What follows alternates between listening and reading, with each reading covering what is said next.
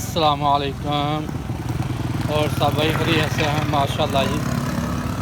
ज़ोहर की नमाज का वक्त हो गया तो अल्हम्दुलिल्लाह ज़ोहर की नमाज पढ़न चले जे।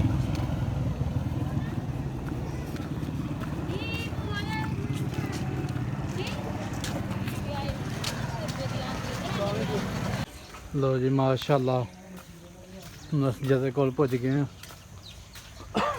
ज़ोहर की नमाज का वक्त हो गया माशाल्लाह जी। नमाज पे खड़ी हो गई जी। अल्लाह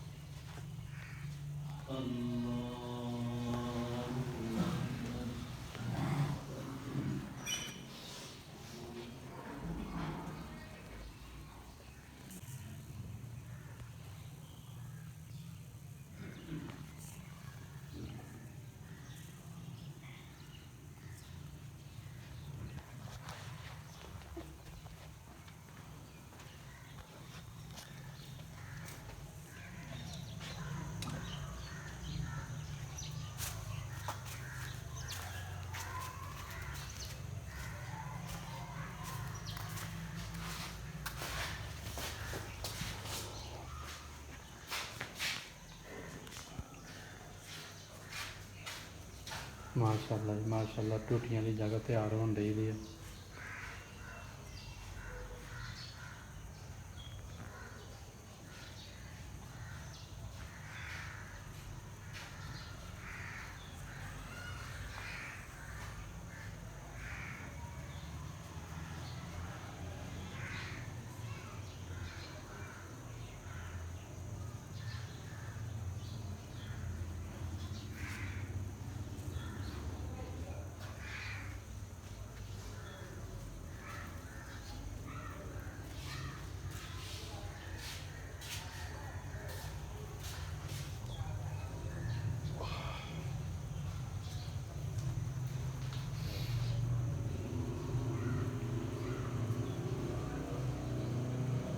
इस तरह तैयार होने वाली है, तैयार होने की बाथरूम भी तैयार हो गए।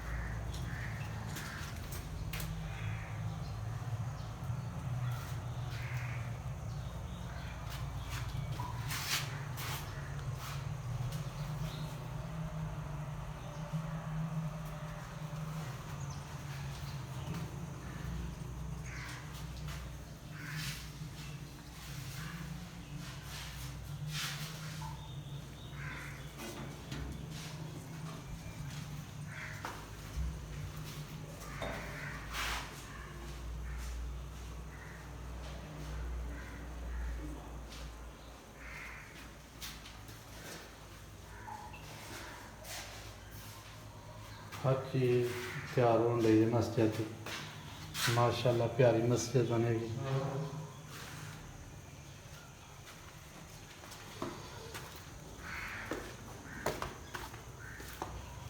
अल्लाह